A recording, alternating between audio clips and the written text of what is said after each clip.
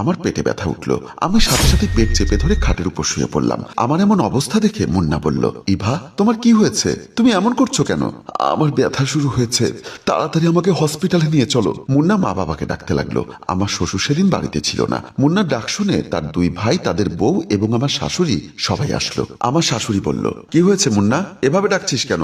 আমি তখন বিছানার উপর ব্যথায় কাতরাচ্ছিলাম। মুন্না বলল, মা তোমাদের বউয়ের ব্যথা উঠেছে, ওকে হসপিটালে নিয়ে যেতে হবে। আমার শাশুড়ি বলল, দেরি করিস না, তাড়াতাড়ি বৌমাকে হসপিটালে নিয়ে যা। আমি একা কিভাবে তোমাদের বউকে নিয়ে যাব?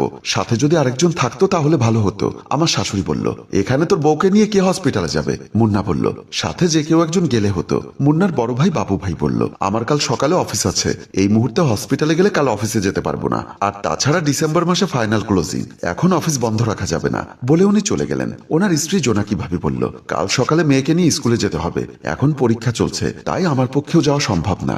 বলে উনিও চলে গেলেন। মেজো ভাই বলল, আমি সবেমাত্র চাকরিতে জয়েন করেছি, তাছাড়া এখন ইন্টেরিয়র সরকারের সময় চলছে, এই মুহূর্তে অফিস কামাই করলে আমার চাকরিটাই যাবে। বলে উনিও চলে গেলেন। ওনার স্ত্রী রোশনি ভাবি বলল, আমি দুর্বল মানুষ, পুরো মাসে আমার অসুখ থাকে, সারা রাত নির্ঘুম থাকলে পরদিন সকালে হসপিটালে ভর্তি করতে হবে, আমার পক্ষে যাওয়া সম্ভব না। বলে উনিও চলে গেলেন। এখন বাকি আছে শুধু আমার শাশুড়ি। ওনার চেহারা দেখে বোঝা গেল উনিও না যাবার জন্য একটা অজুহাত খুঁজছেন।